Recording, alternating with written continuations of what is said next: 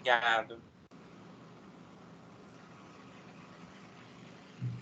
Olá, gente. Boa noite.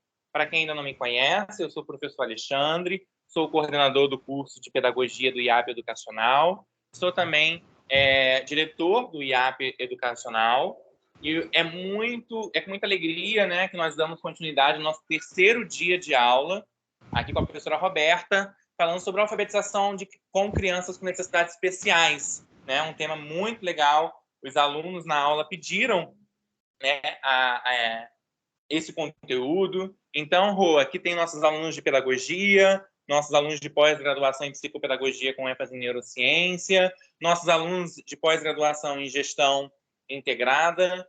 Então, estou muito feliz que nossos alunos estão aqui hoje. Alunos também de outras instituições, né? Estácio, Unicesumar, instituições parceiras também, né? E eu estou muito feliz de você ter aceito o nosso convite. Você já é professora da casa, nossa professora da graduação, né, dos nossos cursos. Muito obrigado por ter aceito esse convite. Eu sei que à noite para você é muito corrido, né, você dá aula em outras instituições, mas eu espero que vocês possam se maravilhar com a aula dessa pessoa maravilhosa, que é uma amiga que eu amo muito, que é a professora Roberta. Rô, um beijo, arrasa, eu estou só aqui ouvindo. Boa noite, meu nome é Roberta Israel e eu fiquei muito feliz quando o Alexandre me convidou para falar sobre alfabetização na educação especial, até porque assim, toda a minha linha de pesquisa acadêmica é voltada para alfabetização e letramento. E ultimamente eu tenho tido prazer de trabalhar com um curso de técnico em educação especial e tenho aprendido muito, né, com essa questão da inclusão. Se antes do curso eu achava que era um universo assim difícil, né, e um universo que você realmente precisa se dedicar, hoje eu tenho plena certeza, né? E quando eu estava montando justamente a nossa aula de hoje, eu fiquei muito surpresa, porque assim, não encontramos materiais direcionados para essa questão, né? Você encontra muitos materiais sobre alfabetização, você encontra muitos materiais sobre inclusão, sobre educação especial, porém, materiais voltados para as duas temáticas, você não encontra. Então, eu tive que montar esse material, e isso me deixou muito surpresa, né? Por quê? Porque a alfabetização é um momento mais importante, né, da vida de qualquer pessoa, e principalmente das crianças com necessidades educacionais especiais, sejam elas de cunho de intelectual ou ainda com alguma outra especificidade. E nós não temos materiais específicos. E assim, ouvindo o relato de muitos professores que trabalham, né, com inclusão, eu fiquei mais surpresa ainda. As minhas alunas me relatam todos os dias sobre as suas dificuldades em sala de aula, dificuldades essas que as próprias instituições impõem a elas. Estamos com um número de alunos cada vez maior dentro das instituições e que você percebe que essas crianças elas precisam de um olhar diferenciado, são crianças que possuem especificidades, a maioria não tem laudo, a maioria não tem um diagnóstico fechado e muitas vezes nem sequer essas mães, esses responsáveis se dão conta que tem uma criança com especificidades em casa. Então, assim, o trabalho do professor, ele se torna muito complicado nesse momento. Por quê? Como abordar um responsável e conversar sobre isso, né? Porque, na verdade, a maior parte dos responsáveis, eles passam um momento de negação e, às vezes, eles ficam nesse momento de negação por muito tempo. E enquanto você não aceita a sua criança, enquanto você não aceita que o seu filho ele precisa de ajuda e que você mesmo, enquanto responsável por essa criança, precisa de ajuda, fica tudo muito complicado. E aí, montando a aula de hoje, eu descobri também que existem várias soluções, existem várias estratégias que nós podemos utilizar, porém, nós precisamos conversar mais sobre isso, falar mais abertamente sobre isso. Ainda em algumas instituições é um assunto que não é conversado abertamente, é um assunto que não é tratado com clareza, né? Você ouve muito assim, o fulano tem um probleminha, né? Nós recebemos o fulaninho, ele tem um probleminha. Mas assim, não se conversa abertamente. O que nós podemos fazer? Como nós podemos ajudar não só a criança, mas a sua família, né? A própria instituição não sabe o que fazer. Inclusão não envolve somente aspectos físicos. Não adianta você colocar na sua propaganda que você trabalha com inclusão. Esse aluno chega na sua instituição, ele entra na sala de aula e ele vai habitar o fundo da sala. Isso não é inclusão. As escolas se preocupam muito em divulgar isso. Nós trabalhamos com inclusão. Mas, na verdade, quando você vai acompanhar esse trabalho, você tem profissionais perdidos, você tem gestores perdidos, você tem crianças que estão perdidas, né? E aí torna-se um grande caos, né? E quando se enxerga alguma luz, as pessoas ainda assim não se predispõem a aprender, a estudar, a conhecer, para que possam praticar. Não vai ser uma prática que vai mudar de um dia para a noite, não vai ser uma rotina que vai se instaurar de uma semana para outra.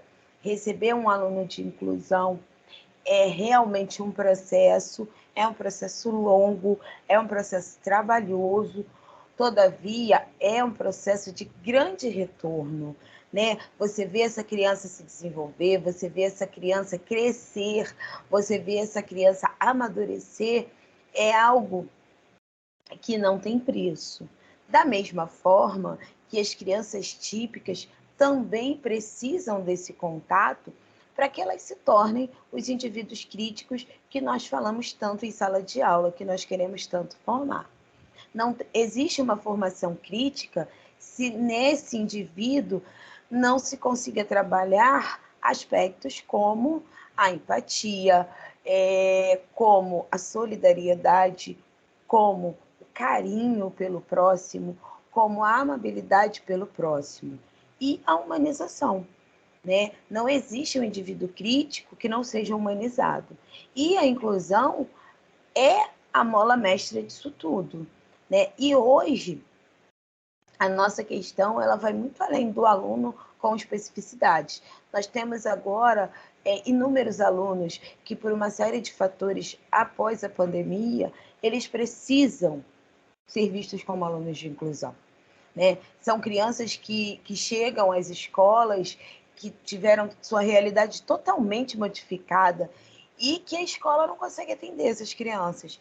Crianças que chegam nas escolas públicas, que estudaram uma vida inteira em uma escola particular, que estão totalmente ambientadas com uma outra realidade. E a escola não consegue atender essa criança. Né? Nós temos crianças que tiveram toda a sua estrutura familiar modificada por perda de entes queridos, por perdas de parentes, de vizinhos, que chegam à escola fragilizados, que chegam à escola com seu emocional totalmente abalado e, mais uma vez, a escola não consegue atender esse aluno. Então, hoje, quando você entra numa sala de aula, principalmente da educação infantil e das séries iniciais do ensino fundamental, você encontra uma série de alunos que precisam de um olhar diferenciado, que precisam de uma atenção específica. Esses alunos, eles precisam de um trabalho voltado para atender às suas necessidades. E o nosso planejamento, ele não dá conta disso, né? E nós temos, assim, inúmeras atividades, nós temos inúmeros conteúdos, nós temos um currículo muito extenso, porém, nós sabemos, nós aprendemos isso, né, nos cursos de graduação da área de educação, que o planejamento ele é flexível. Então, nós precisamos usar essa flexibilidade para que possamos ter um planejamento que atenda a esses alunos. Em resumo, hoje nós precisamos de uma pausa sem parar de trabalhar, né? Porque a pausa eu preciso conhecer a minha turma, eu preciso conhecer a minha clientela, eu preciso pensar, eu preciso refletir, ao mesmo tempo, eu não posso deixar de agir, né? E aí é que fica a minha preocupação. Em sua maioria, os profissionais que eu encontro, que eu converso, né, que eu trabalho, eles estão também precisando desse suporte. São profissionais que, na sua formação, não foram preparados para a realidade que nós temos hoje. Eu sou procurada por diversos ex-alunos com as mesmas dúvidas. Professora, o que fazer? Como agir? A minha diretora, a minha coordenadora, ela me pede projetos, ela me pede iniciativas, mas eu não sei como elaborar, eu não sei como planejar, muito menos como colocar em prática. Então, hoje, na realidade que estamos, nós precisamos muito mais do que nunca estudar, estudar e estudar. Estudar, ler, entender, refletir e praticar. Não podemos deixar mais para depois, como vínhamos fazendo há muito tempo, né? A realidade hoje é caótica. Existe uma direção? Existe. Existe uma solução? Sim. Mas essa solução, essa direção, elas dependem diretamente da nossa disponibilidade, do nosso comprometimento com a nossa profissão, né? E, assim, com a nossa atuação em sala de aula. E aí, eu pergunto, alguém quer colocar alguma coisa? Alguém tem alguma dúvida? Preciso ouvir vocês. Alguém? Pois não, Joyce, pode falar. Oi, Roberta. Então, eu queria saber como se posicionar, porque eu sou mediadora. E aí na turma tem uma criança com dislexia, né? E no caso ela não tem laudo, não tem nada. Hoje eu observando assim, eu sou muito observadora, eu observei que na prova essa criança apresentou muita dificuldade na hora de construir um texto. A criança ela não colocou nada. Não colocou nada. E assim, é uma criança que você vê que ela fica perdida na hora dela construir um texto.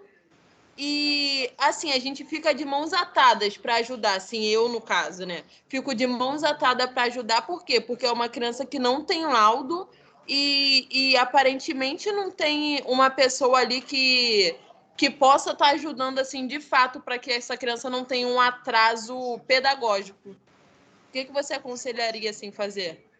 Então, Joyce, a minha primeira pergunta para você é: qual a série dessa criança? 4º ano. 4º ano. Ou seja, essa criança, ela chegou ao 4º ano sem um laudo. E por que você me afirma que ela é uma criança disléxica? Então, porque eu observo a escrita, eu tenho observado tudo dessa criança. E aí, o que acontece? Essa criança, além, dessa possível dislexia, nós podemos estar falando de uma criança que apresenta comorbidades. Ela pode apresentar mais de uma especificidade. E ainda, essa criança, ela pode ter a DA, que é a dificuldade de aprendizagem, tá? Entendi. Que não é, de forma nenhuma, uma deficiência intelectual, tá? A dificuldade de aprendizagem, ela pode estar presente em todos nós, típicos ou atípicos. O grande conselho é investigar, né, e começar a trabalhar com essa criança o que falta, que é a alfabetização, tá? Pelo que você está me dizendo, essa criança ela chega ao 4º ano e ela não é alfabetizada. Então, isso, eu vi, desculpa, eu vi que a dificuldade dessa criança é mais em construir, assim, construir um texto, você dá um comando ali para ser feito. A criança fica toda hora te perguntando se a letra tá certa. Ah, isso tá certo, é isso daqui. Então eu vi assim essa grande dificuldade. Por ela não ser alfabetizada. Porque quando eu sou alfabetizada, eu não só leio, eu escrevo, eu entendo, interpreto e produzo. Tá? Você produzir um texto, para que você produza um texto, você precisa ser alfabetizado.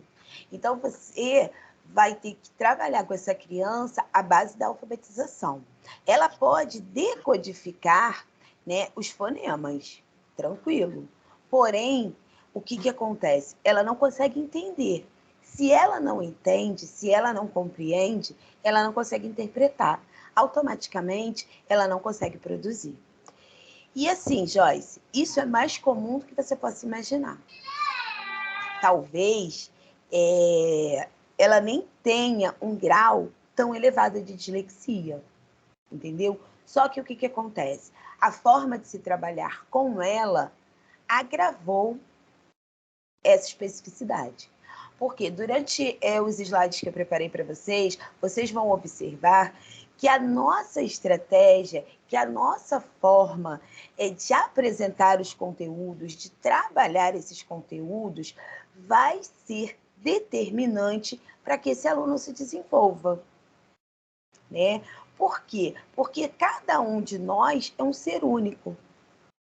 Então, nós, professores, precisamos de estratégias que atenda todos os alunos, correto? Sim, porém, eu preciso alcançar todos os meus alunos. E isso vai ser de forma gradativa. Então, essa criança, por exemplo, ela precisa de um trabalho voltado para as necessidades dela. Ela precisa utilizar uma sala de recursos. Tá? Eu não sei se na escola onde você trabalha existe a sala de recursos. Se não existe, é preciso que se trabalhe recursos pedagógicos que venham atender essa criança. Por isso que nós falamos que o planejamento ele é flexível. Por quê? Porque vai ser separado um momento do dia desta criança para que se trabalhe com esses recursos, para que ela comece a desenvolver essa questão da alfabetização. E, a partir daí, ela possa começar a construir a escrita. Caso isso não aconteça, ela vai para o 5º ano e vai ficar mais difícil ainda. Atividades que você pode trabalhar com essa criança são atividades voltadas para a questão lúdica. Alfabeto móvel, trabalhar com consoantes, vogais, sílabas simples, sílabas complexas, para que ela forme palavras, a partir das palavras ela forme frases, a partir dessas frases ela construa textos.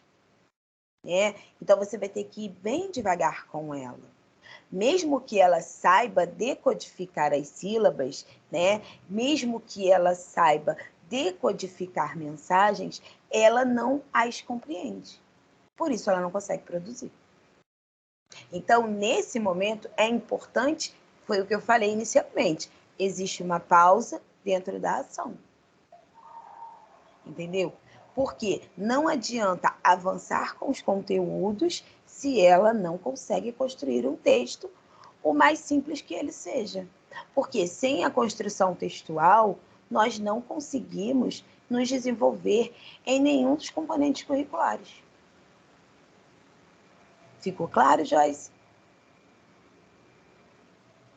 Ficou, Roberta. Muito obrigada. Mais alguma dúvida, gente?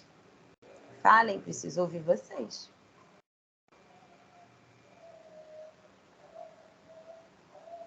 Oi, ficou tudo claro até aqui?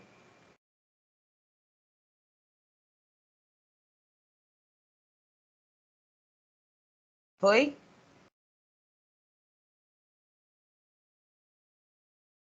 Roberta, é sempre Oi. bom lembrar também que nessas ocasiões, eu não sei qual é a prefeitura, eu não sei se o colégio que a Joyce trabalha é particular ou prefeitura, ou de qual é o município, mesmo sendo particular ou prefeitura.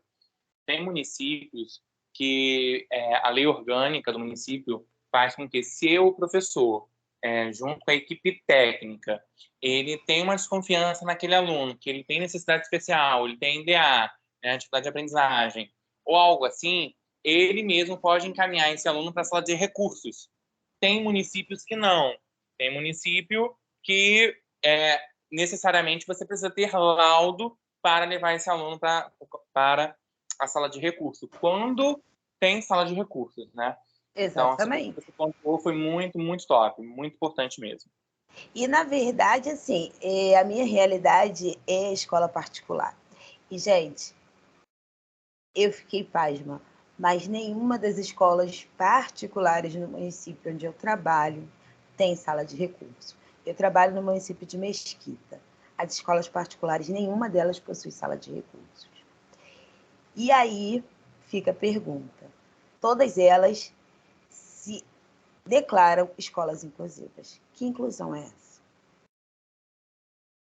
Então, vamos agora ao nosso material.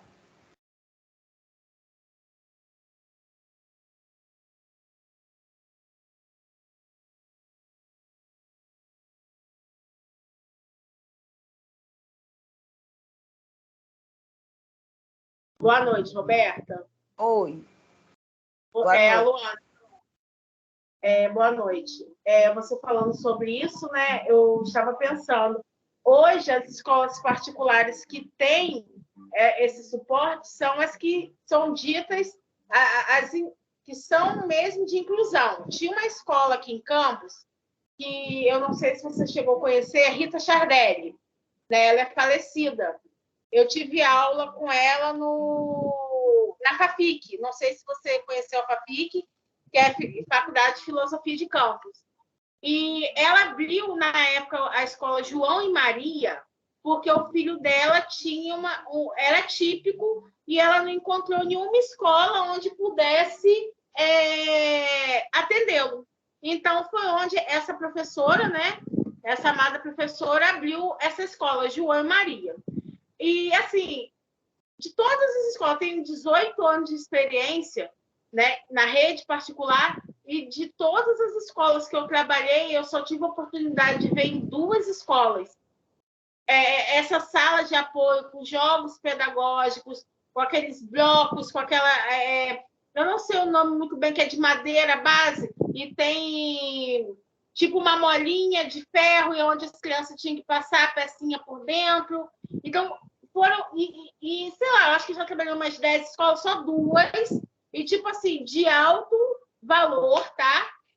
E podemos dizer que tinham essas salas especializadas, né? Mas realmente não tem, e eu sinto uma carência muito grande, até em questão de ter uma auxiliar ou uma mediadora na escola particular.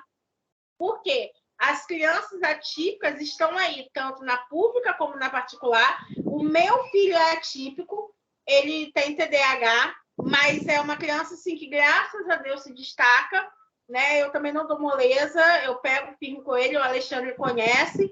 Né? E, assim, quem vê nem acredita que ele tem o TDAH, né? Porque a gente consegue puxar dele.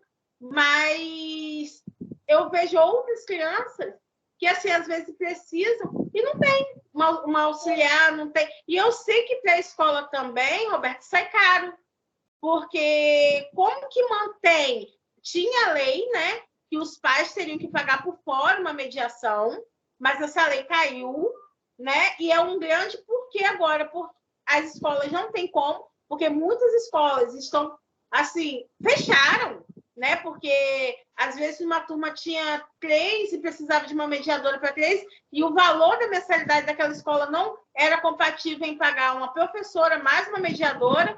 Então, hoje eu vejo o quê? Que a escola pública, pelo menos aqui em Campos, tem tido muito isso, muito concurso de contrato de 2 anos para mediador e auxiliar de sala. Hoje, a escola pública aqui de Campos está tendo mais suporte, porque contrataram muito mediação, porque tem um vereador que tem um filho atípico, e ele tem lutado muito pela inclusão. Não sei se você conhece, é o Leon Gomes, e o filho dele é autista, não verbal, e ele luta muito por isso. E hoje, assim, a Prefeitura de Campos tem aberto muito contratação temporária para mediação, auxiliar de turma, e aí isso levantou muito, né? Porque antigamente não tinha isso. E o filho da minha colega tem, e assim, está junto ali, e quando não pode ir, vai outra no lugar, mas ele não fica sem. E assim, eu concordo com na questão de que torna-se, né,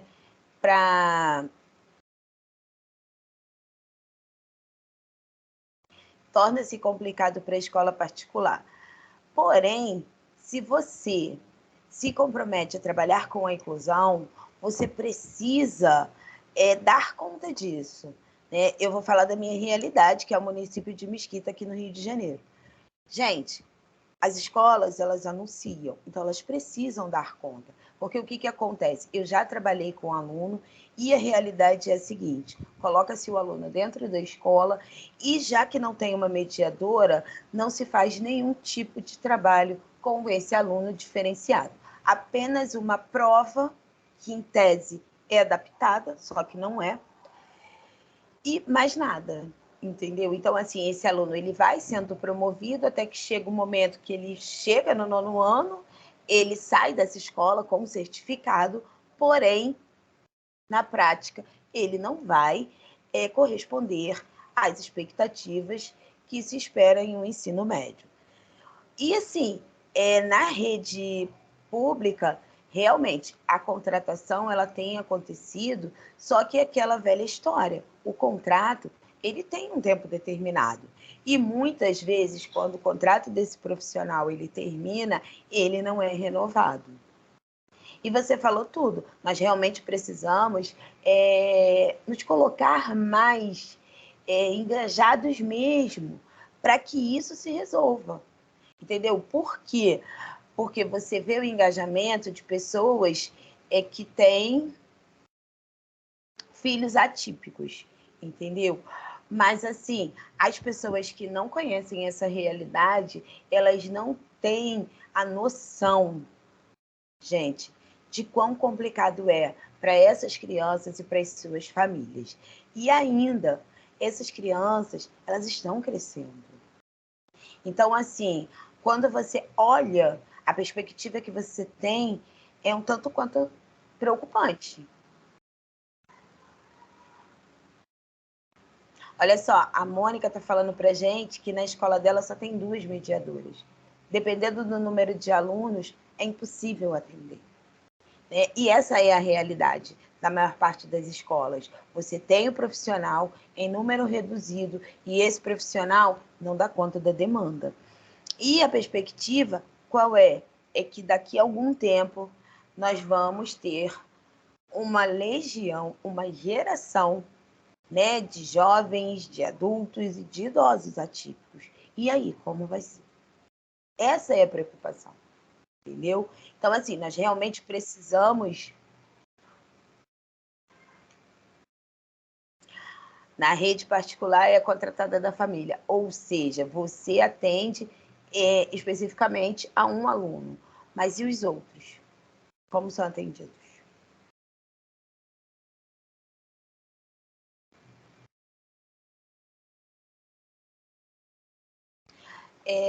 Vocês estão vendo o material que eu estou compartilhando com vocês? Apareceu para vocês? Não, para mim não apareceu nada ainda, não. Eu não posso negar, depois do 4 anos e depois do confessionário, eu estou muito esse paredão certificado. Apareceu agora? Apareceu. Muito bom. Pessoal, então vamos lá. Alfabetização para crianças com necessidades educacionais especiais é o nosso tema. E aí, eu gostei muito dessa imagem aqui. somos todos iguais na diferença. Essa é uma imagem que, assim, fala muito, né, comigo especialmente. Eu gosto muito do que ela me traduz. E, assim, essa foi uma frase que eu falei no primeiro dia de aula com as minhas alunas do curso de Educação Especial, e realmente faz muito sentido para mim, né? Ao trabalhar com educação especial, muitas vezes nós somos os olhos e ouvidos do outro. E isso é de grande responsabilidade, gente. Por quê? Porque quando eu sou os olhos e os ouvidos do outro, eu tenho dupla sensibilidade. Eu preciso sentir por nós dois, né? E é uma responsabilidade que nós precisamos ter cuidado com ela. Por quê? Porque é a nossa ação, é o nosso trato, é o nosso trabalho que vai modificar a vida dessa criança, desse jovem ou desse adulto, tá? E aqui nós temos a minha experiência, né, que é a docência em curso de formação de professores, curso técnico em educação especial, docência do infantil ao 5º ano, do 6º ao 9º ano, eu sou arte educadora e trabalho também com coordenação pedagógica, tá bom? Mais ou menos aí 28 anos na educação. As diretrizes nacionais para a educação especial na educação básica, em seu artigo 3º, define que, por educação especial, modalidade da educação escolar, entende-se um processo educacional definido por uma proposta pedagógica que assegure recursos e serviços educacionais especiais, organizados institucionalmente para apoiar, complementar, suplementar e, em alguns casos, substituir os serviços educacionais comuns, de modo a garantir a educação escolar e promover o desenvolvimento das potencialidades dos educandos, que apresentam necessidades educacionais especiais em todas as etapas e modalidades da educação básica. Isso significa dizer que a nossa LDB, ela garante o desenvolvimento para esses educandos em toda a educação básica, ou seja, educação infantil, ensino fundamental e ensino médio. E aí, mais uma vez, eu faço a mesma pergunta. Como acontece isso? Porque se quando você olha para a educação infantil, você vê que essa criança não é entendida, imagine a criança do Fundamental 2 ou ainda o jovem no ensino médio. Né? Então, realmente, nós precisamos de um trabalho de base urgente, até mesmo para cumprirmos a lei. Entende-se que a deficiência motora e intelectual exige uma nova abordagem dentro da sala de aula por parte dos professores. Mediante essa constatação, a preparação do professor para atuar na educação especial precisa identificar quais são as dificuldades apresentadas pelo aluno no processo de alfabetização. Por quê, gente? Porque a alfabetização, por si, ela já é um momento delicado na vida de toda criança. Quando nós falamos de uma criança atípica, isso se torna mais complicado ainda. Por quê? Porque se nós estamos falando de um aluno cego, esse aluno ele precisa do sistema Braille. Se eu estou falando de um aluno mudo, ou ainda de um aluno surdo-mudo, eu preciso de Libras. Se eu estou falando de um aluno com alguma deficiência intelectual, eu preciso de um acompanhamento multidisciplinar para esse aluno, tá? O que nós precisamos entender é que para atender uma criança com especificidades, nem sempre somente o professor, o mediador e a coordenação da escola serão suficientes. Nós precisamos de um trabalho multidisciplinar. Nós precisamos que os profissionais eles trabalhem em conjunto para atender essa criança. Roberta, você está querendo me dizer que eu preciso ter um psicopedagogo, eu preciso ter um neuro, eu preciso ter um psiquiatra na escola? Não, mas eu preciso que esses profissionais trabalhem em conjunto. Por isso é tão importante que o diagnóstico desse aluno esteja fechado e ele possua um laudo. Se esse aluno ele possui um laudo, é sinal que ele já passou por outros profissionais antes de chegar à escola. Hoje nós temos vários profissionais que fecham diagnósticos ainda, né, nos primeiros anos de vida da criança, o que antes não acontecia, tá? Há 3, 4, 5, 6 anos atrás, os laudos eram fechados quando a criança tinha por volta dos 7 anos. Só que as demandas fizeram com que isso fosse modificado. Hoje, eu tenho alunos, eu tenho crianças que com 4 anos, eles já tenham um diagnóstico fechado. O que acontece é que esse diagnóstico, ele não é definitivo, né? Os profissionais, eles sempre deixam isso bem claro.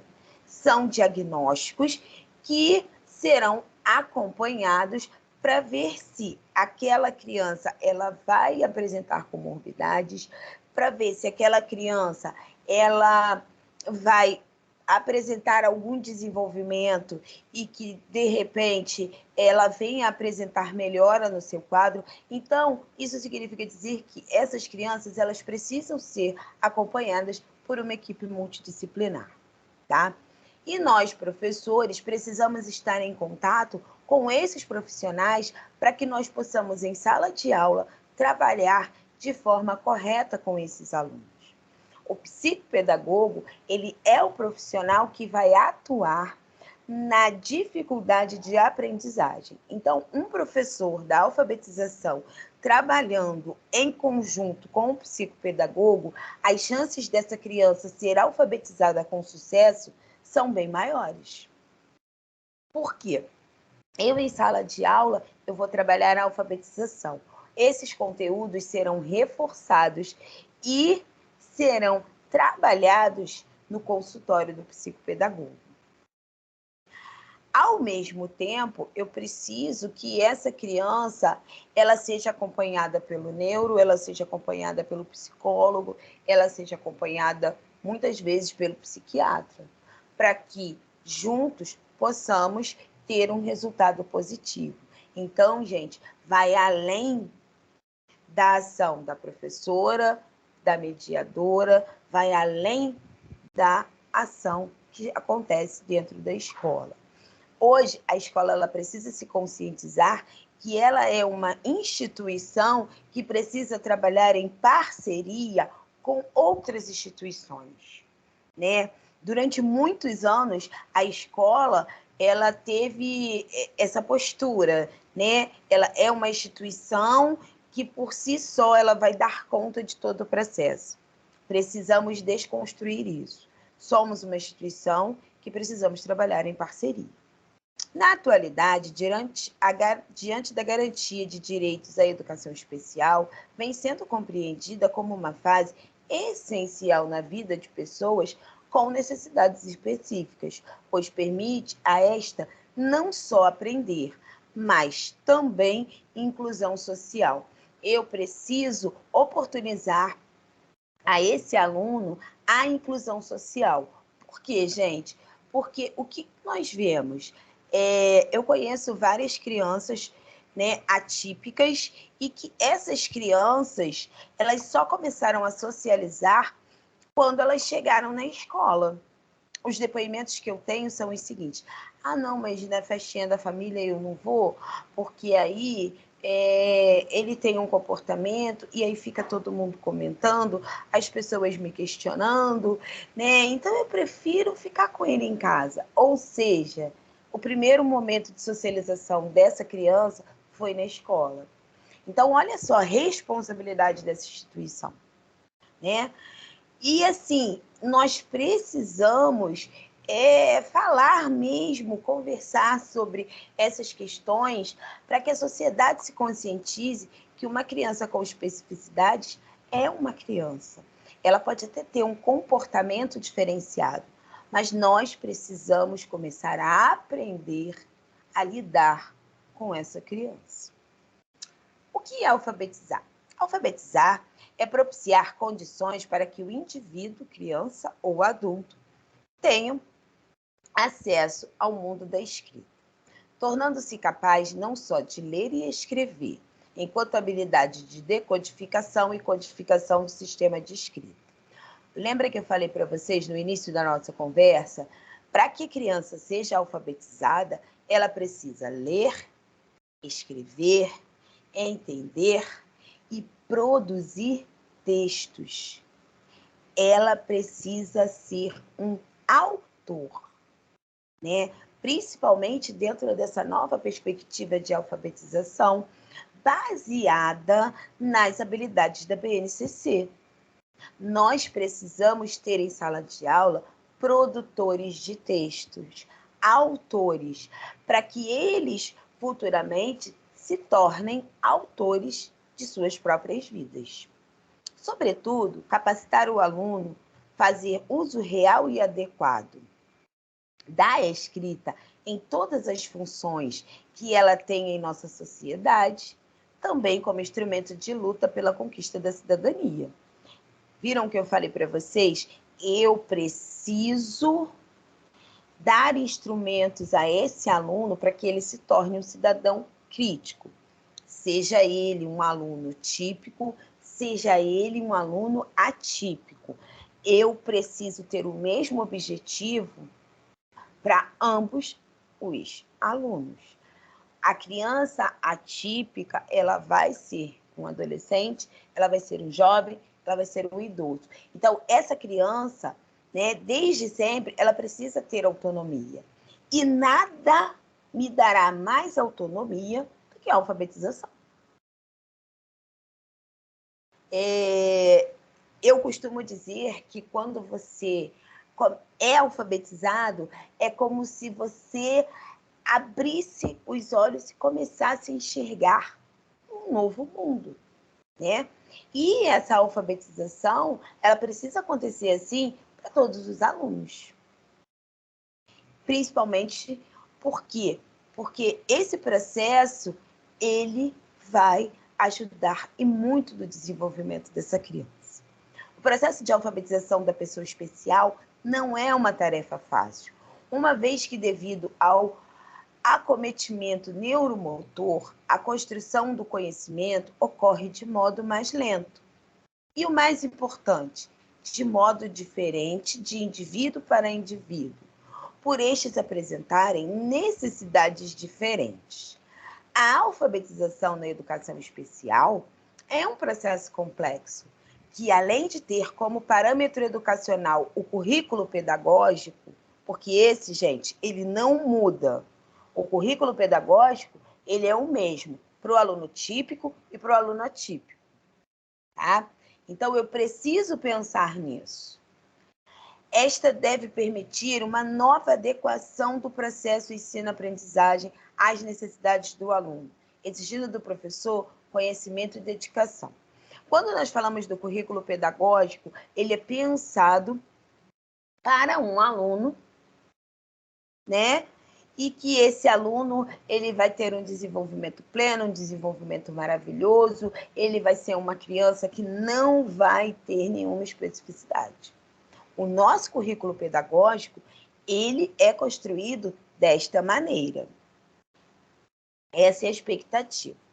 Qual é a nossa realidade? É um aluno que chega à escola com as suas especificidades. Ele chega à escola precisando de ser atendido em suas peculiaridades. E eu não estou falando somente do aluno com necessidades educacionais especiais, não, gente. Eu estou falando do aluno que é típico, né? A criança, ela tem as suas necessidades para serem atendidas. E muitas vezes esse currículo, ele não dá conta disso. Então é onde o processo começa a ficar complexo, né? Quando eu falo de uma criança com necessidades educacionais especiais, a sensibilidade ela tem que ser maior ainda. Se eu tenho um currículo que é flexível, se hoje eu tenho uma base nacional comum curricular, eu preciso ser um professor que reflita em cima desses instrumentos para que eu possa planejar a minha ação. A ação que nós realizamos em sala de aula é uma ação planejada. Tudo que acontece em sala de aula é pensado, tem um objetivo. A alfabetização das crianças com necessidades educacionais também. Então, independentemente, né, se eu tenho suporte da escola, se eu tenho suporte do Estado, se eu tenho suporte da família, eu, enquanto professora, eu preciso começar a redimensionar a minha ação. Eu preciso ter estratégias mais lúdicas, eu preciso ter estratégias mais flexíveis, eu preciso ter estratégias que tragam autonomia para esse aluno. Esse é o nosso papel enquanto professores. Roberta, eu não vou dar conta de tudo sozinho. Realmente, nós não daremos conta, mas nós precisamos ter a nossa consciência tranquila que, pelo menos, a nossa parte nós estamos fazendo. Eu não posso, de forma nenhuma, em uma sala de alfabetização, receber um aluno com especificidades e deixar essa criança ficar no fundo da sala, por ser a alfabetização um processo complexo. As técnicas que são utilizadas nas salas de educação especial têm o objetivo de prover a educação moral e mental da criança com necessidades especiais, como estimulá-lo para interação social, ampliar a sua bagagem intelectual, orientá-lo ao uso da fala, exercitar o indivíduo a realizar operações mentais básicas. Quando eu estou falando da alfabetização, eu estou falando de todo esse processo. Eu preciso estimular esse indivíduo a se integrar. Eu preciso estimular esse indivíduo a falar. Eu tenho alunos autistas verbais. Eu preciso trabalhar essa questão com eles. Eles precisam ter um discurso claro, um discurso objetivo. Eu preciso conseguir acessar esse aluno para que ele se expresse e interaja com outras crianças. E aí eu estou falando de um processo de socialização. A alfabetização, ela tem esse poder, né? Ele precisa expandir. Não é um processo, gente, fácil, principalmente se eu estou falando de um aluno com autismo. Não é um processo que vai acontecer num abracadabra, né? Às vezes você vai levar semanas, meses, né? Para que esse aluno te diga uma única palavra. Eu sei por experiência, né? Eu levei mais de 6 semanas para que o meu aluno verbalizasse um oi. E para mim, aquele momento foi único. Eu me senti, né? Por quê? Porque ele disse oi. Então, pela primeira vez, eu senti que ele me percebia. E isso foi muito importante para o nosso processo de integração. A partir do momento que ele passou a me perceber, que ele me permitiu fazer parte do contexto dele, eu consegui trabalhar com ele. Foram muitos estímulos, foram muitos exercícios, foram muitas atividades que eu realizei com ele para que nós chegássemos a esse momento.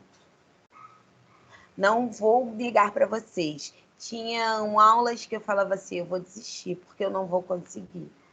Mas, ao mesmo tempo, eu pensava assim, se eu desistir, eu estou desistindo de mim. Eu estou dizendo para mim que eu não sou capaz. Eu preciso ter certeza que eu vou conseguir. E aí, Mais uma vez, eu ia lá, eu trocava de estratégia e eu trabalhava. Entendeu? Então, assim, é complicado, é complexo para as duas partes, tá? Não só para o aluno, mas para o professor. Por quê? Porque você vai chegar ao seu momento de exaustão, você vai chegar ao seu momento de desespero, você vai chegar ao seu momento de querer desistir. Porém, você precisa acreditar que você se formou, que você tem uma profissão capaz de mudar o mundo. É essa certeza que nos motiva todos os dias a entrar em uma sala de aula. Nós somos os profissionais que somos capazes de realizar a transformação que a sociedade precisa. Nós, professores, principalmente professores polivalentes. A alfabetização de crianças ou indivíduos com necessidades educacionais especiais não deve se limitar ao básico. O professor tem o dever de explorar o ambiente onde este está inserido, promovendo ao aluno uma experiência mais satisfatória, não sendo esta baseada em atividades mecânicas e repetitivas, que impedem o desenvolvimento do aluno. Traduzindo, eu preciso de uma alfabetização dinâmica, né? O que eu quero dizer para você?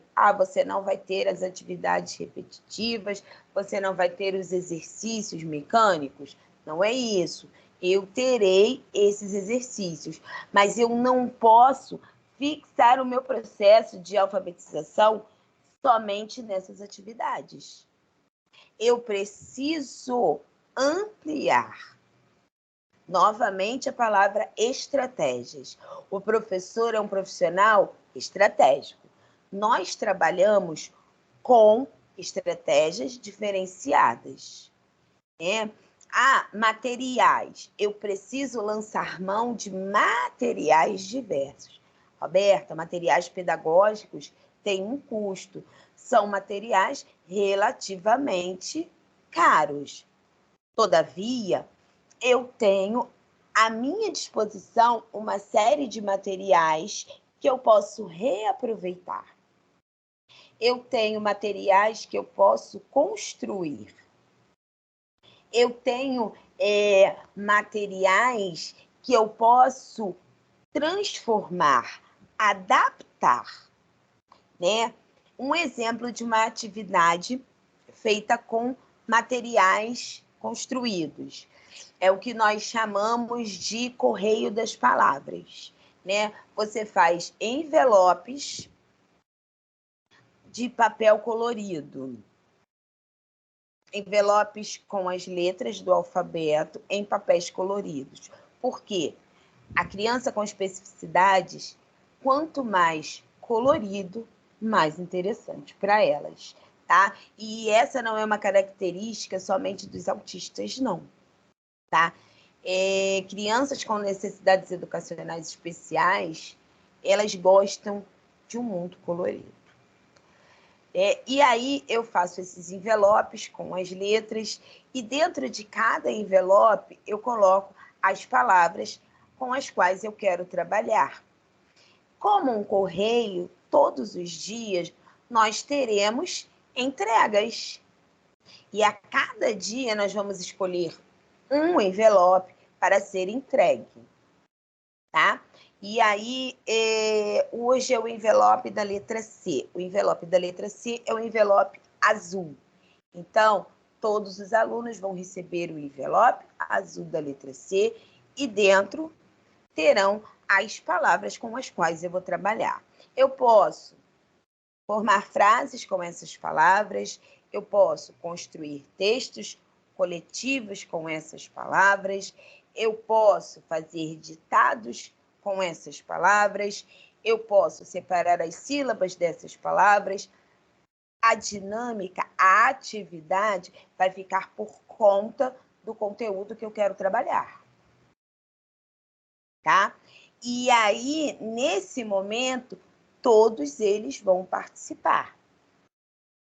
Então, olha uma atividade, olha uma estratégia que eu tenho, não gasto muito, vou trabalhar com todos os alunos. Essa estratégia, ela vai promover a integração, ela vai promover a socialização, ela vai ser divertida, ela vai trazer para dentro da nossa sala de aula uma ação da nossa vida cotidiana, porque muito embora a tecnologia esteja tomando seu espaço, mas ainda assim nós temos essa dinâmica do correio, do profissional que coloca na caixinha, ou que toca a campainha, ou que vende bicicleta. Então, faz parte do nosso cotidiano, faz parte da nossa vivência social. Então, é uma estratégia que atende a todos esses objetivos. E não é uma estratégia difícil, complexa, de você construir, de você dinamizar. Até você, professor, vai se divertir. Por quê? Porque nesse momento vem os depoimentos, né? Sobre as histórias do correio na minha casa, né? Do correio na casa da minha avó, o cachorro que correu atrás do moço do correio. Então, olha o desenvolvimento, olha a ampliação da linguagem, olha a ampliação do vocabulário, né? Tia, o que é o correio? Eu vou explicar para eles como funciona esse serviço. Então, olha quanta riqueza em uma estratégia tão simples. Então, na verdade, o que vai ser o diferencial é a nossa disposição, enquanto professor, de levar isso para a nossa sala de aula. Para alfabetizar de forma crítica, faz-se necessário democratizar a vivência de práticas de uso da leitura e escrita e ajudar a criança ativamente reconstruir essa invenção social que é a escrita alfabética. Eu acabei de falar de uma estratégia que dá conta dessa questão, de uma reconstrução de uma invenção social que é a escrita. Né? Então, lembra que eu falei para vocês? Você pode fazer várias atividades com essas palavras e de forma diversificada. Outra coisa, eu posso, no mesmo dia, ter mais de uma letra envolvida nessa estratégia. Não tem problema nenhum, tá? Você não precisa fazer de uma letra de cada vez. Não, você pode fazer com mais de uma letra, você pode fazer só com as vogais, você pode fazer o dia só das consoantes. Tudo vai de acordo com a sua criatividade, com a sua necessidade, entendeu? E com a necessidade dos seus alunos. A escola, em sua ação pedagógica, deve trabalhar no sentido de refletir de modo mais profundo sobre os aspectos constitutivos de uma prática de alfabetização democrática e inclusiva, a qual tem por objetivo reconhecer a diversidade e atender a demanda de necessidades educacionais de cada aluno. O que é uma alfabetização democrática e inclusiva? É uma alfabetização que vai atender às necessidades cotidianas do nosso aluno. É uma alfabetização que vai fazer essa criança refletir dentro da sua maturidade, dentro da sua idade, dentro da sua condição intelectual, né? Exemplo, eu preciso muito que as crianças comecem a refletir sobre o nosso cotidiano, sobre a questão da gentileza, sobre a questão da humanização, que as crianças comecem a trocar entre si ações de amor, ações de respeito, ações de tolerância. Isso vai descrever, vai construir uma alfabetização democrática inclusiva. Eu preciso sair do universo do Babebibobu, do Dada de Dodu e entrar no universo de trabalhar com palavras, né? De trabalhar com ações, né? A palavra respeito é uma palavra que ela precisa ser trabalhada em sala de aula todos os dias. Na alfabetização democrática inclusiva, Respeitar é um dos verbos mais bonitos na língua portuguesa. Respeitar significa dizer que eu conheço o meu limite. Eu conheço até onde eu posso ir. Da mesma forma que eu preciso dar limite ao outro, dizer ao outro até onde ele pode ir, de onde ele não pode passar. Então, olha a riqueza dessa palavra nesse processo de alfabetização democrática inclusiva, né? E a criança com necessidades educacionais especiais, ela, melhor do que ninguém, já nasce conhecendo essa questão do respeito. Só que não o respeito em sua plenitude, e sim na falta. Ela já nasce conhecendo essa falta de respeito, essa falta de tolerância, entendeu? Então, é isso que nós precisamos trabalhar em uma sala de aula inclusiva, gente. Assim, nós vamos alfabetizar os nossos alunos. Na educação inclusiva, a escola deve se adequar ao aluno, assim como também o professor tem que mudar a sua didática. Eu deixo de ser aquele professor que detenho todo o saber, que detenho todas as verdades, e passo a ser o professor que expressa o seu saber e troca com os seus alunos. Eu ensino, mas eu aprendo, não só com o que eu ensino, mas com a experiência dos meus alunos, com a vivência dos meus alunos. A minha verdade, ela passa a ser compartilhada e construída com a verdade dos meus alunos. Eu deixo de ser o eixo do processo de ensino e passo a ser o mediador desse processo. Meus alunos é que são o eixo central de toda a ação. A aprendizagem é que passa a ser o eixo central desse processo educativo. Então, gente, olha a diferença, olha como a minha didática ela vai mudar. Eu vou ensinar para aprender. Eu vou construir para me construir. Não só enquanto professor, mas enquanto cidadã. Então, essa é a didática que eu vou começar a trabalhar na minha sala de aula quando eu trabalho com educação inclusiva. Uma das principais dificuldades em se desenvolver a alfabetização no aluno com necessidades educacionais especiais está voltado no suporte didático-pedagógico oferecido ao professor.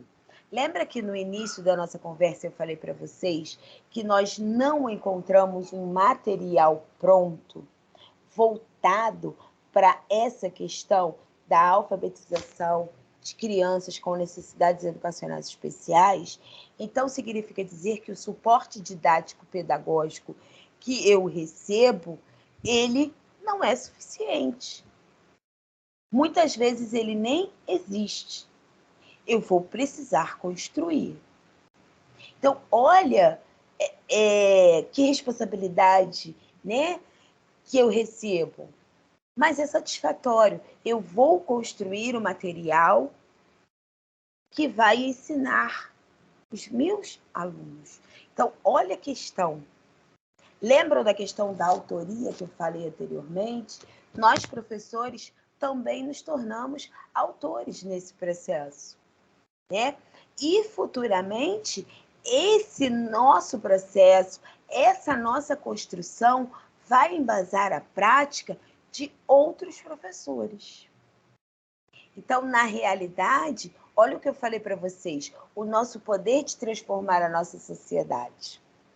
Né? Nós, professores, muitas vezes, somos profissionais que temos um poder na mão que não fazemos uso. Né? É o que eu costumo dizer que é um poder em mãos incapazes. Por quê? Porque nós não sabemos como usar esse poder. Por quê? Porque nós não fomos preparados para isso, nós não fomos ensinados para isso. Mas nós temos esse poder e podemos construir, sim. E podemos mudar, sim. Em muitos casos, a necessidade de se dar atenção aos alunos normais faz com que o professor coloque o aluno deficiente à parte da sua sala, principalmente pela dificuldade que estes enfrentam em promover rendimentos com esse aluno. Porque, na realidade, foi o que eu falei para vocês, é um processo longo, é um processo demorado, é um processo exaustivo, mas é um processo que dá resultados, né? E a alfabetização é uma série que ela tem muita urgência, né? Que ela tem muitas questões para ela dar conta. E aí você fica assim, eu vou atender os alunos típicos, mas eu não vou conseguir atender aos atípicos. E aí você se coloca na questão, eu preciso fazer uma escolha. E você acaba fazendo a seguinte escolha: eu vou atender aos alunos típicos e os alunos atípicos eu vou fazendo atividades paliativas e depois eu vejo como eu resolvo. Essa é a escolha que você faz. Não estou dizendo de forma nenhuma que você não é bom professor quando você faz isso. Não é isso. Mas eu estou dizendo que você não precisa fazer essa escolha. Você pode trabalhar com todos os seus alunos. E você vai dar conta, sim. Porque você é capaz. Você tem instrumentos para isso. Você tem conhecimento para isso. Roberta, só um momento. Posso Oi. falar? Pode. Tá. Quando eu comecei, né, a fazer a faculdade, eu já peguei logo no primeiro ano uma turma, né, de Jardim 1. E nisso, a criança, era notório que a criança era um pouco diferente das outras.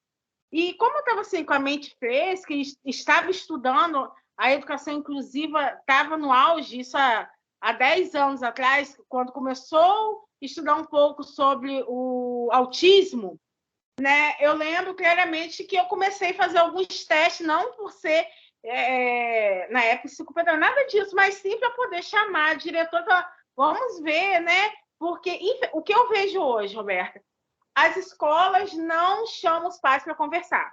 Tá vendo que aquela criança está tendo tem um comportamento atípico, um comportamento que não se enquadra, né, dentro da normalidade, entre aspas, mas a escola, às vezes, por medo de perder aquele aluno, porque é o tal de o pai paga direitinho, né? A gente ouve muito isso. E aí você, como professor, sofre. Eu sou uma professora que sofre muito. Porque, assim, a gente quer dar um suporte maior e melhor e não pode. E aí, quando eu peguei, eu era novinha, eu estava com 22 anos, eu peguei esse aluno, nunca me esqueci dele, por ter sido, acho, o primeiro aluno, né, tipo, que eu peguei. E depois de eu ter certeza, depois de eu ter juntado tudo que poderia ser do autismo, cheguei para a diretora, já pedagoga e psicopedagoga formada, nossa, e falei assim, esse aluno tem isso, isso tal, eu tenho quase certeza que ele é autista. Não, ele não é autista, não, isso é espiritual.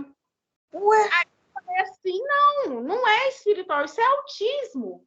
E aí o que acontece? Ela pediu a vice-diretora, né? Ou na época era vice, mas agora é a diretora, e pediu para fazer um teste nele. E aí, com muita luta, a diretora, a vice-diretora, chegou para mim e falou assim: você estava certa. Fulano é autista. E aí, quer dizer, só que naquele ano foi o ano que eu decidi que eu não trabalharia mais lá. E eu saí, foi em 2008. E aí, o que aconteceu? Em 2018, eu retornei para essa instituição, a convite deles mesmo, né, já formada, né, nunca tinha pego uma criança com TOD. Ele me agredia, ele falava que ele queria que eu morresse, e eu ficava muito apavorada com aquilo, porque eu falei, meu Deus, né, o que é isso? Né? E eu fui mais uma vez procurar, porque eu precisava saber o que fazer para conter aquela fúria dele, até porque eu não gostaria de ficar apanhando todo dia, né? E aí, o que aconteceu? Fiz minhas pesquisas, comecei a pesquisar, e aí eu consegui chegar no TOD, né? E aí eu chamei mais uma vez a coordenação, a direção, e aí foi onde chamou a mãe, e a mãe levou em um neuro também muito bom aqui de Campos, que é o doutor Arnaldo Viana. Chegando lá, o doutor Arnaldo Viana, realmente, com a equipe, que a esposa dele é psicopedagoga, chegaram a coisa que ele tinha TOD. E aí, o que ele falou para a mãe? Ele nunca vai ler. Aí ela chegou para mim chorando, Jardim 3, né? Nessa turma aí foi Jardim 3. Ela chegou chorando, eu vou tirar ele, porque pelo que eu falei, pelo que eu ouvi, ele é um bicho, né? Mas não, ele não é um bicho, não, ele é uma criança, nós vamos saber trabalhar com ele. E aí eu comecei a fazer pesquisa, Roberta. O que eu podia fazer para ajudar a acabar essa fúria dele? Então, no momento que ele estava na fúria, eu sabia que ele gostava de quê? De falar da cachorra dele e do primo dele que tinha nascido. Então, quando ele estava com muita raiva, eu falei, Gui, fala pra ti aqui, como é que tá Bernardo e tal. Aí, era assim, sabe? A paz, parece que levantava a bandeira da paz, passava milhões de anjos ali, que era na hora, ele mudava. E o que aconteceu? Ele foi o orador da turma. Ele leu o texto perfeitamente. E aprendeu Libras, né? Hoje eu não tenho mais tanta possibilidade de estar trabalhando com Libras, porque eu deixo chikungunya. E minhas juntas das mãos ficaram bem prejudicadas. Mas todo o meu Jardim 3 saíam sabendo o nome em Libras, o alfabeto e algumas frases. Eu sempre quis mostrar a eles que tinha, né, outra linguagem que a gente poderia se comunicar com uma criança com deficiência auditiva. Eu sempre quis trabalhar essa inclusão, né, independente do que fosse. Né? Hoje eu não estou podendo muito, porque realmente as minhas mãos doem. Mas eu sempre procurei buscar. Porque você recebeu um diagnóstico que não vai acontecer, calma aí. Vamos ver, vamos procurar uma atividade, né? Como eu te falei, infelizmente a direção, né? Os gestores às vezes não querem passar para os pais, e aí você tem que rebolar para ajudar aquela criança e mais os outros. E o Alexandre me conhece, ele sabe que eu sou dessas, que quando eu estou dentro, eu quero trabalhar todos. Eu costumo falar com as minhas turmas que ninguém larga a mão de ninguém. Todo mundo está junto, né? Todo mundo vai avançar junto, ninguém vai ficar para trás. Mas é difícil, sabe? E a gente, como professor, a gente tem que, sim, ter, eu costumo falar, o coração e a mente aberta, porque essas crianças precisam de nós. E a gente tem que estar aqui para isso. E aí Deus, né, me abençoou com um filho atípico, onde, assim, eu até costumo, já veio assim, né?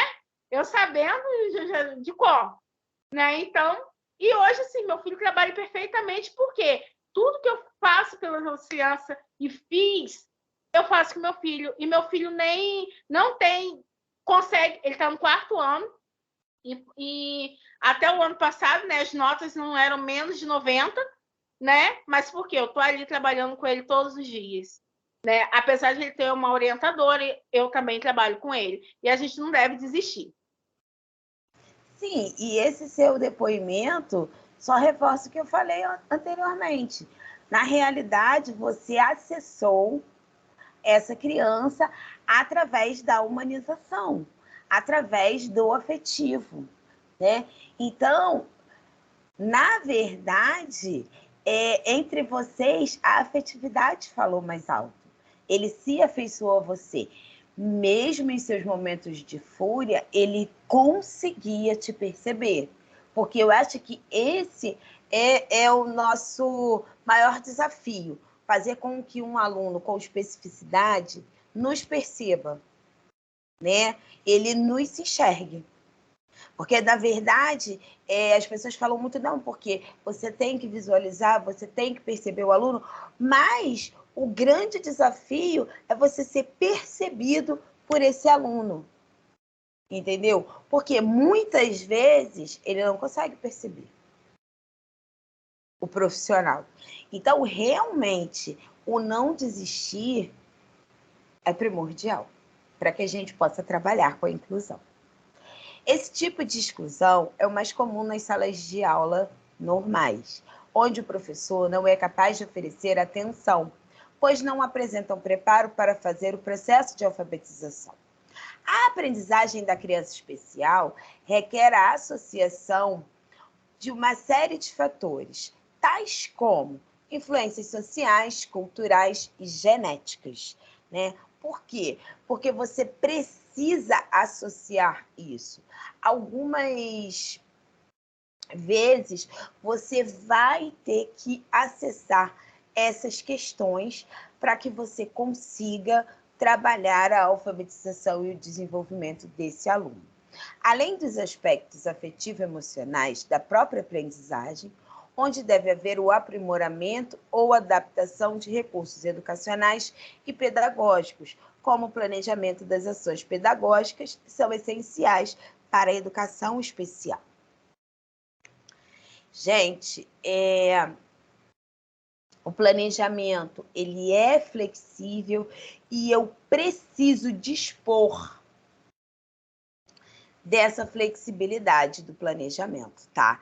Eu não posso de forma nenhuma só dizer que ele é flexível. Eu preciso fazer ele acontecer de forma flexível. É fundamental que o professor que atue na educação especial não se sinta sozinho.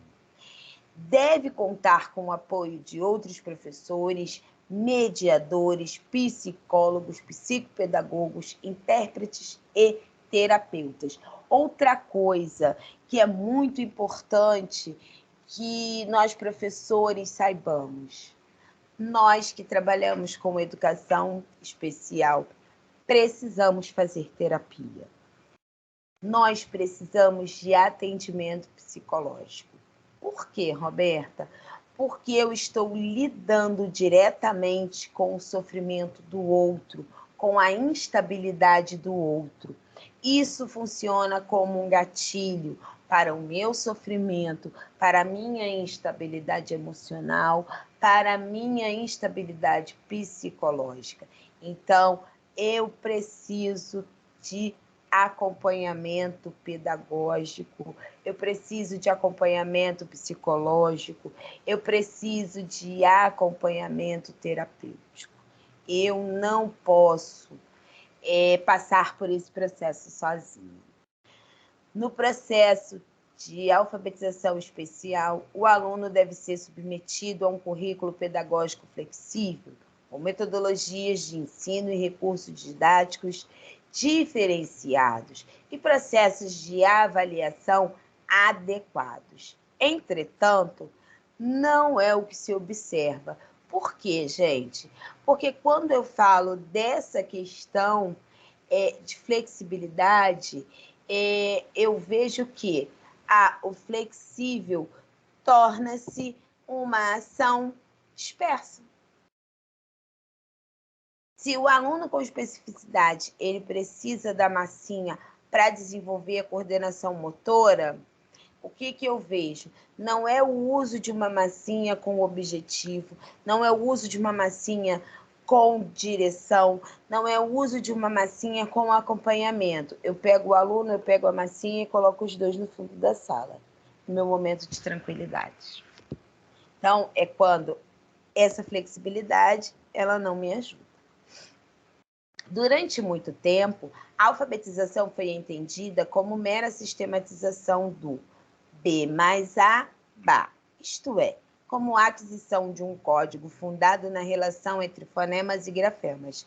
Eu falo e eu escrevo o que eu falo. Hoje, tão importante quanto conhecer o funcionamento do sistema de escrita é poder se engajar em práticas sociais letradas, respondendo aos inevitáveis apelos de uma cultura grafocêntrica.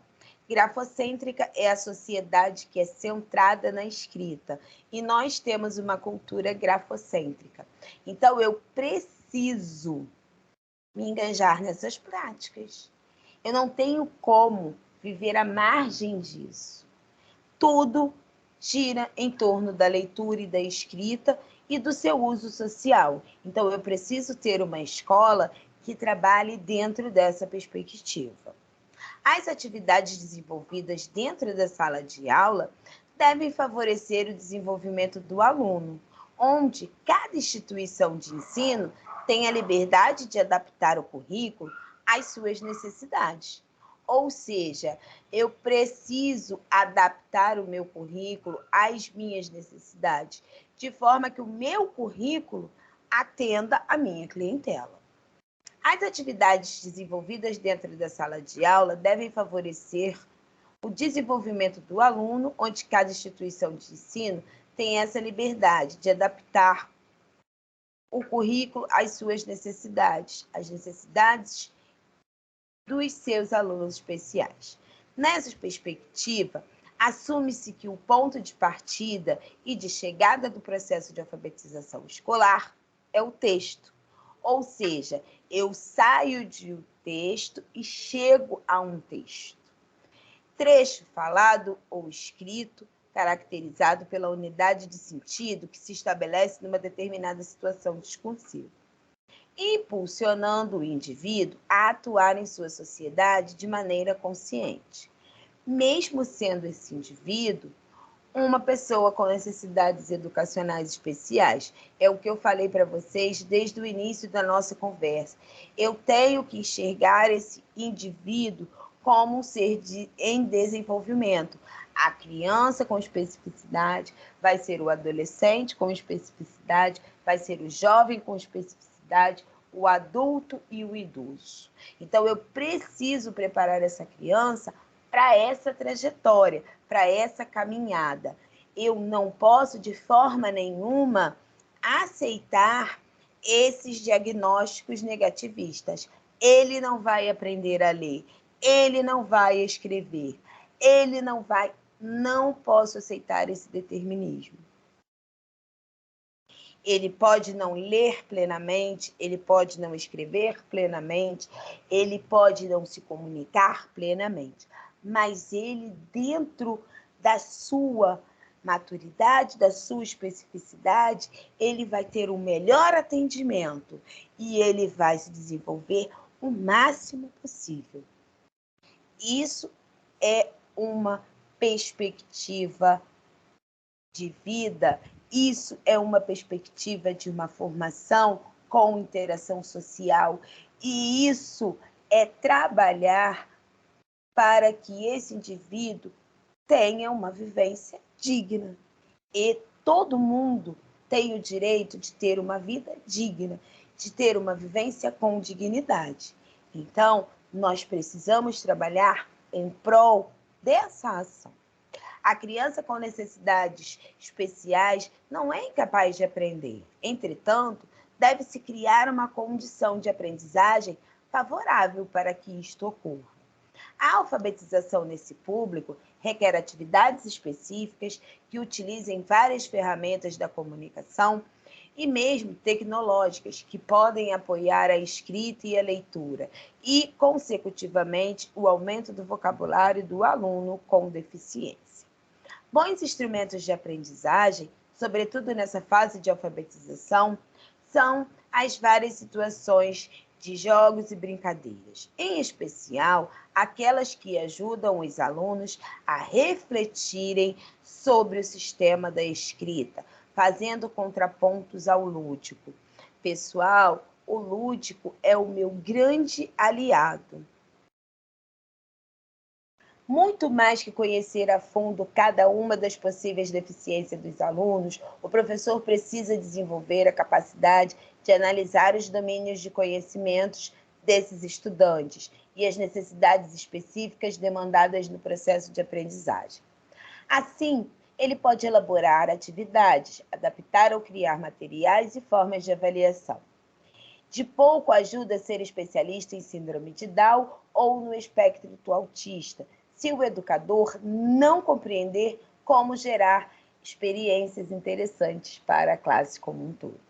Os jogos e brincadeiras são um excelente recurso didático, porque priorizam o envolvimento entre todos os alunos de uma sala de aula regular, sem que o ensino se torne automático e descolocado da realidade.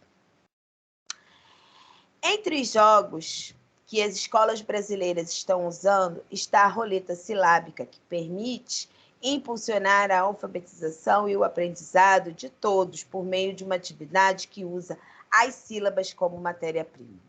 Nela, o professor usa uma roleta com sílabas aleatórias e cartões com palavras cujas sílabas estão faltando. O desafio é completar a palavra com a sílaba certa.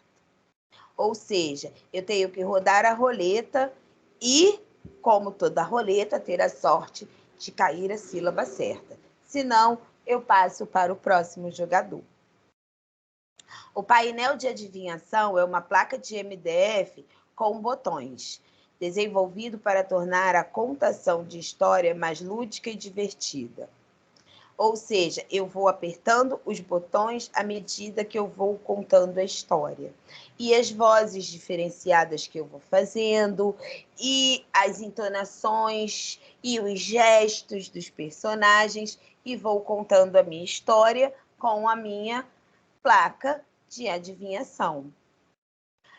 O caminho sustentável, por sua vez, é composto por 2 caminhos. Uma miniatura de lixo e uma guarita com cancela. O material trabalha com as crianças conteúdo de sustentabilidade, geração de resíduos e reciclagem, utilizando o vocabulário que a criança já domina. Ou seja, é muito importante inserir os alunos nesse universo da sustentabilidade.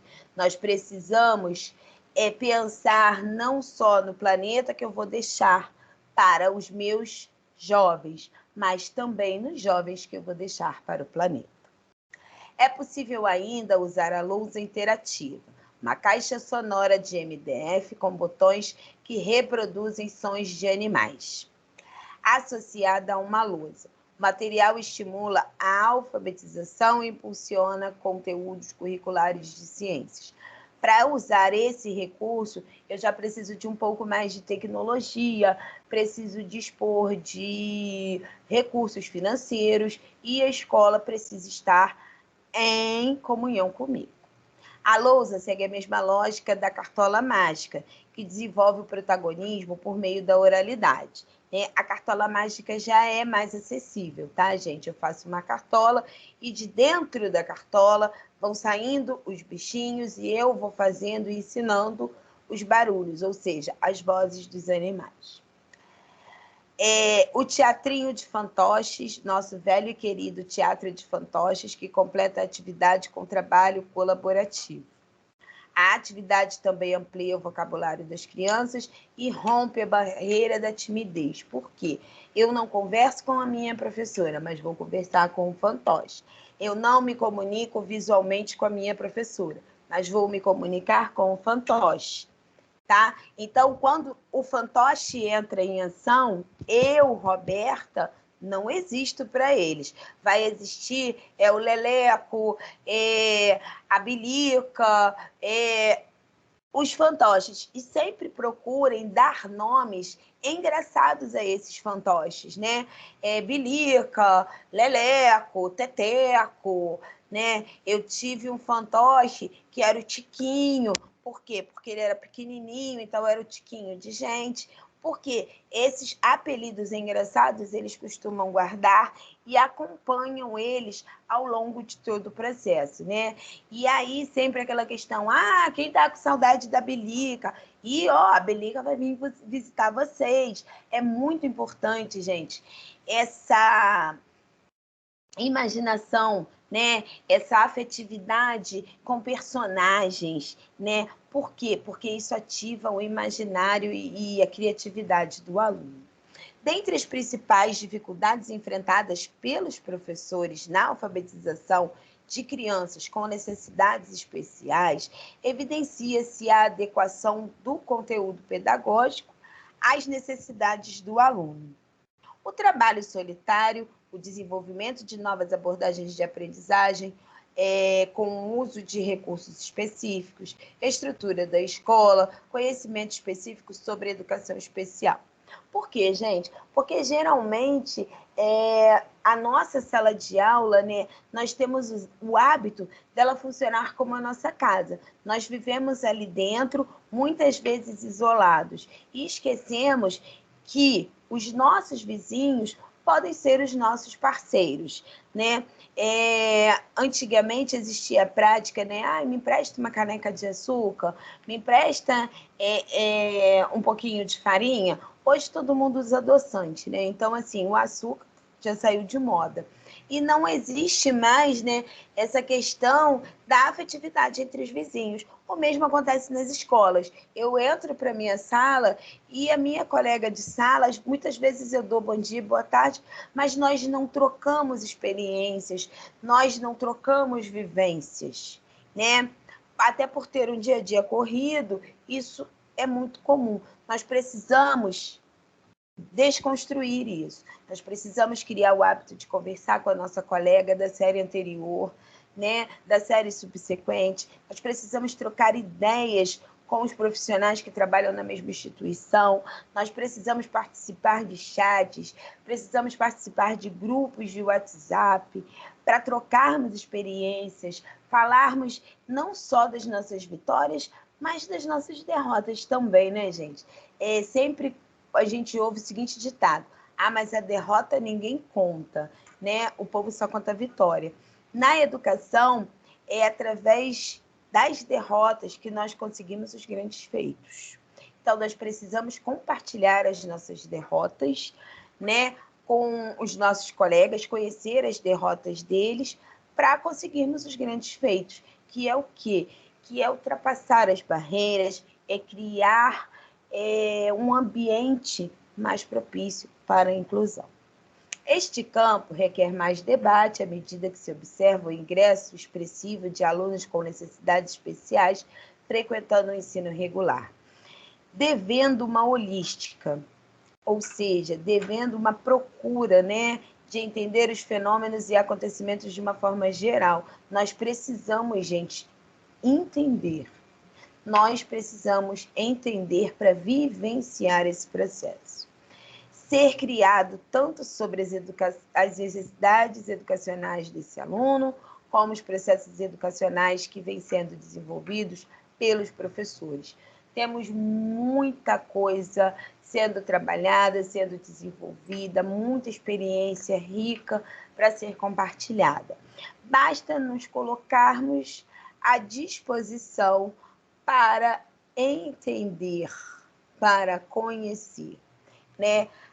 Aqui eu vou deixar para vocês algumas referências que eu utilizei para montar esse material, tá, gente? É muito importante você consultar sempre materiais diversos, ok? E agora eu preciso usar vocês. Vou deixar aqui para vocês o meu Instagram, tá? Se vocês quiserem conversar, se vocês quiserem conhecer um pouquinho mais sobre o meu trabalho, é só me visitar lá. E agora eu preciso ouvir vocês. O que vocês acharam do conteúdo apresentado, o que acrescentou, né? Se ficaram algumas dúvidas, agora eu preciso ouvir vocês. Até porque, assim, eu não tenho uma voz bonita, né? Então, assim, eu já estou cansada de ouvir minha voz. Agora eu preciso ouvir vocês. Posso falar? Sim, claro. Roberto, assim, eu achei a sua palestra incrível, me tirou muitas dúvidas e vou começar a colocar em prática amanhã. Ai, que bom. Que bom, de verdade. Eu fico muito feliz. Eu adorei assim mesmo, adorei. E vou entrar no seu Instagram para poder ver acompanhar também o seu trabalho. Muito obrigada pela palestra. Que bom. E aí, mais quem? Mônica, Laura, Luana, Andresa, vamos falar. Eu que agradeço a oportunidade, gente. É muito importante. Eu peço desculpas pela minha voz falha, que eu estou um pouquinho rouca, mas eu vou tentar me fazer entender. Eu também gostei muito, e principalmente das ideias que você deu, porque clareou bastante, porque realmente a gente fica na internet procurando atividades, formas de fazer o que fazer, a gente tem muita dificuldade de encontrar. a sua ideia do correio eu achei fantástica. Uma coisa simples, você consegue incluir a turma toda. Achei muito legal, gostei muito das ideias também. Para mim foi muito produtiva a noite. Obrigada. Eu que agradeço. Luana, Laura, Andresa, quero ouvir vocês. Eu não ouvi a voz de vocês ainda. Karen, Sheila. Você já ouviu muito minha voz hoje. Eu acho que só foi entre eu e você.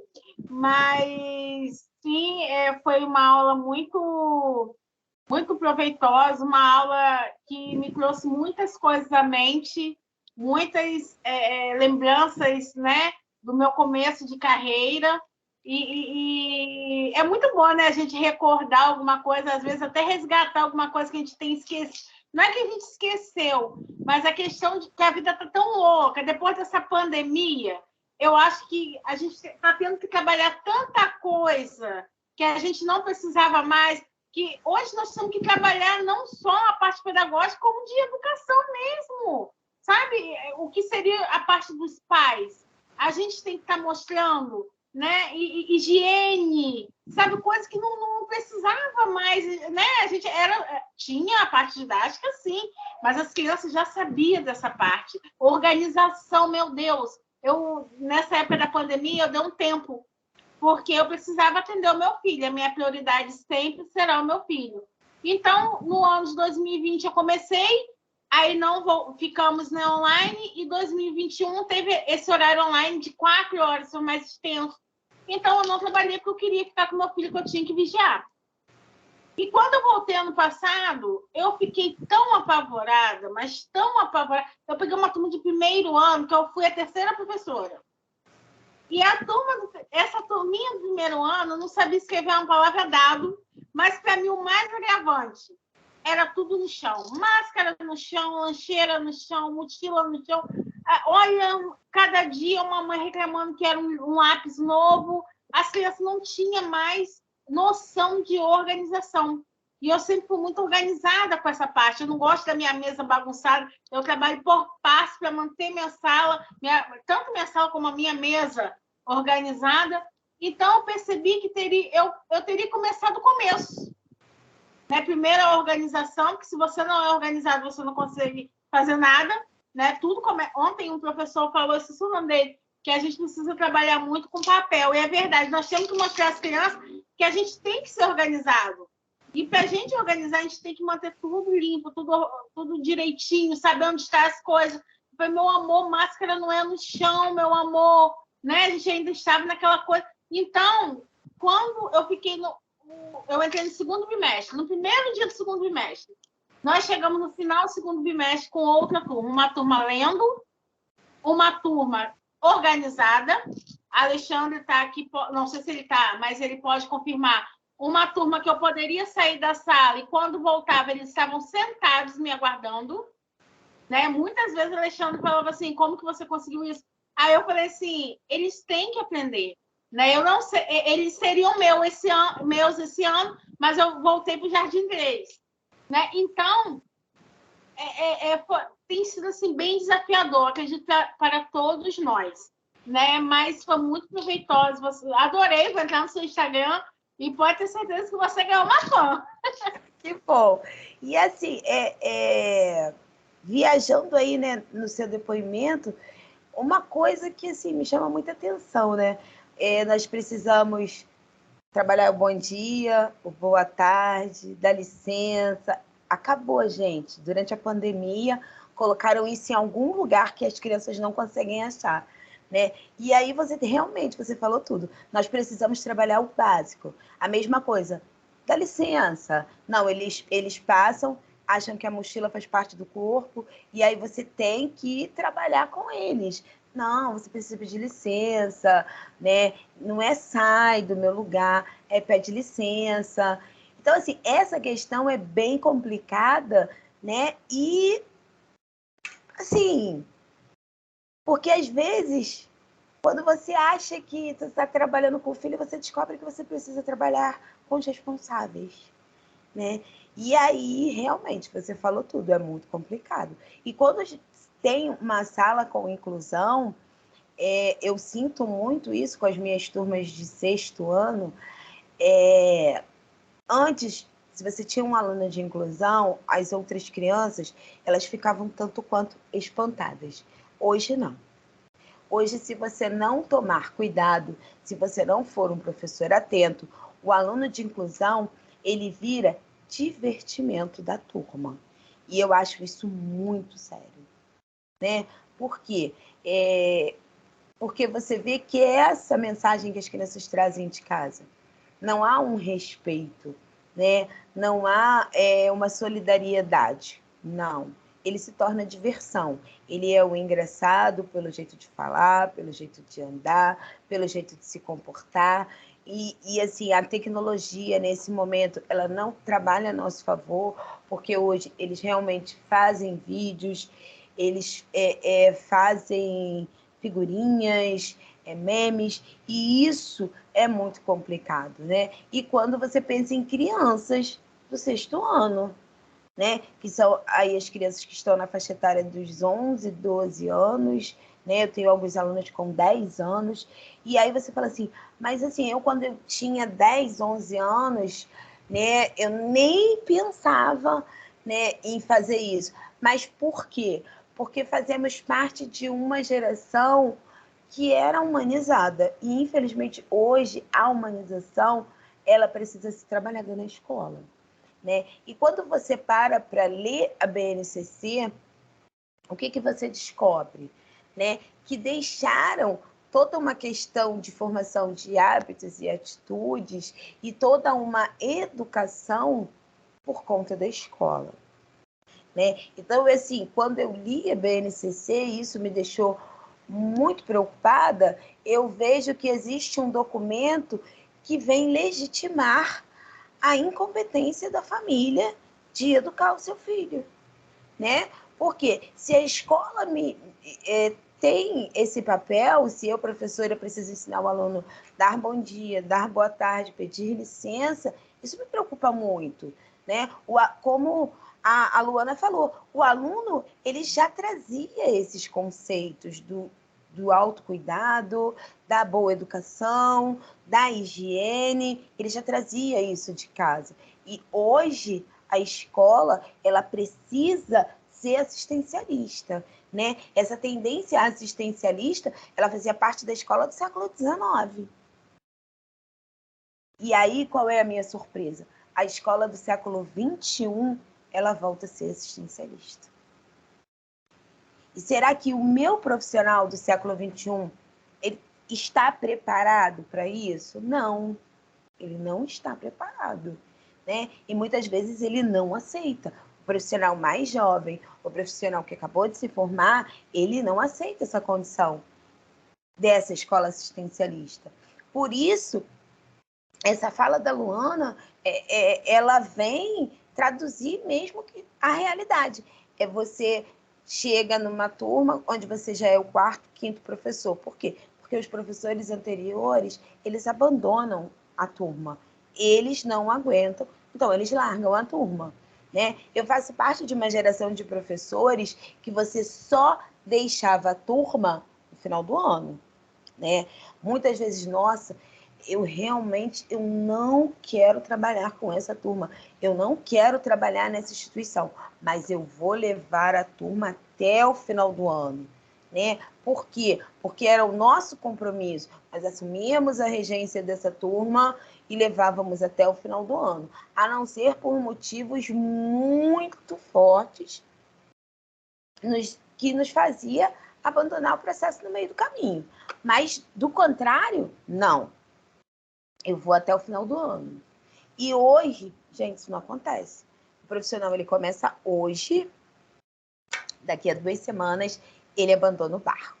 Né? Então, assim, a fragilidade na educação, ela se encontra em todos os segmentos. Ela se encontra no profissional, ela se encontra na questão da família, e aí o aluno, né, gente? Aí dá para você entender muita coisa. E na questão da educação especial, isso se torna mais complicado. Eu tenho casos de alunas que eu trabalho no curso de formação de professores e que elas me disseram com todas as letras: professora, eu não consigo trabalhar com educação especial. Eu não quero trabalhar com educação especial. E é o que eu digo a elas: é uma escolha. Você tem esse direito. Mas se você não quer, eu te dou um conselho. Ainda há tempo de você procurar outra profissão. Porque trabalhar com educação especial na atualidade, na nossa realidade, já não é mais uma escolha. Por quê?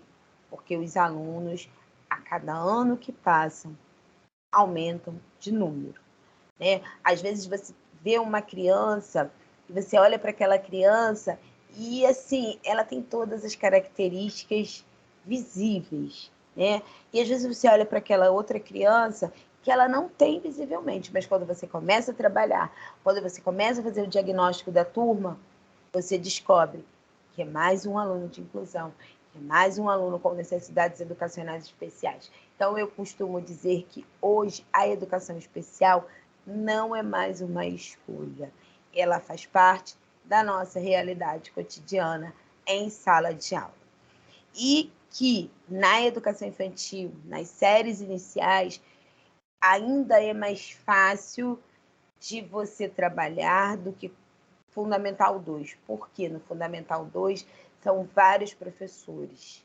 Então, a inclusão torna-se mais complicada, porque você primeiro precisa incluir os professores, trazer os professores para esse universo, para depois você iniciar o trabalho com o aluno. Porque nós, que somos da área da pedagogia, né, nós sempre estudamos e os nossos estudos são voltados para essa questão. Mas nós temos os profissionais da matemática, das ciências, temos o profissional de história, temos o profissional de geografia, que são profissionais que, na sua formação, passaram muito rápido por esse assunto.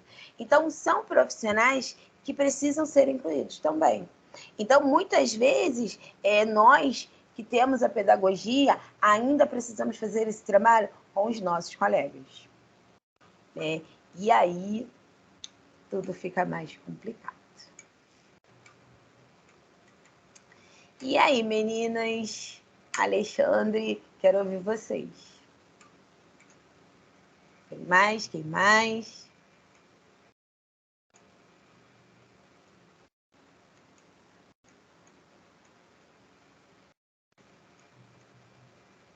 Eu não tenho nem o que falar, né? Se eu começar a falar, a gente vai ficar aqui até meia-noite.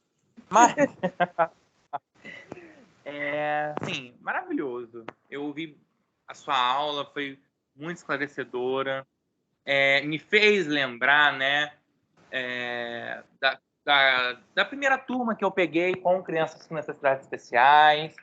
Como você disse, somos uma geração de professores que, quando pegamos um desafio, nós vamos até o final, movemos céus e terra para poder entregar o melhor, né? É uma geração que hoje em dia é muito difícil, né? Claro que tem lá suas vertentes, um parente, o marido, uma tia que fica doente, a gente tem que cuidar e tudo mais. Mas a nossa geração é muito complicada. É muito complicada. Essa geração é muito complicada, né? É uma geração que, quando vê uma dificuldade, logo quer correr, né? Mas eu tenho certeza que os nossos alunos que estão aqui hoje, eles são fortes, eles são guerreiros, e quando eles veem um desafio, eles vão para cima. Luana falou aí do ano passado, né? Da turma que ela pegou. Realmente foi muito desafiadora, né? Tanto para ela como professora, tanto para mim como coordenação. Mas, graças a Deus, de uma escola inteira, só 3 alunos, né, não conseguiram alcançar o objetivo. Lutamos bastante, esse ano também estamos lutando. Então, assim, é lutar, lutar, lutar, lutar, lutar, e quando achar que está acabando, é lutar mais um pouquinho. Então, assim, você foi muito esclarecedora, você é maravilhosa, Roberta. Eu sou seu fã número 1, você sabe disso. Obrigada. Seu trabalho é maravilhoso. E eu te agradeço muito por estar aqui hoje, trazendo esse conteúdo que é um conteúdo que nem todo mundo, como você disse, né, das suas alunas, conseguem abordar, querem abordar. E hoje, a gente não tem para onde correr. A cada minuto que se passa, autistas, TDAHs, crianças TDAH, TOD, eles estão chegando nas salas de aula e a gente tem que se atualizar, e a gente tem que entender o mundo do aluno, né? Então, assim, foi muito bom mesmo. Eu adorei. Gente, eu agradeço muito, muito a participação de vocês. E espero ter contribuído um pouquinho para a formação de vocês. E nos encontraremos, com certeza, porque a nossa área, ela nos permite isso, né? Nos encontraremos futuramente. Fiquem com Deus, um bom final de noite para vocês. E mais uma vez, muito obrigada. Hoje eu vou dormir feliz. E graças a vocês. Um beijo, minha querida. Obrigada a todas. Amanhã nós estamos de volta na nossa Semana Pedagógica. Roberta, você é uma das nossas convidadas. Nós vamos falar sobre as mães atípicas, mães de crianças com necessidades especiais no mundo da educação, que é um tema também muito legal, onde a gente vai ouvir uma mãe que é pedagoga, psicopedagoga, e também é mãe de um aluno autista. Então, ela vai falar um pouquinho sobre como é a vida de uma mãe atípica no contexto escolar. Então, eu espero vocês aqui às 7 horas com a professora Juliette. Roberta, um beijo no seu coração. Muito obrigado. E é claro que elas vão te ver novamente, porque mês que vem está saindo o seu curso aqui no Instituto. Então, eu quero todo mundo se inscrevendo para ver a professora Roberta novamente arrasando. Um beijo, Obrigada, gente. Beijo.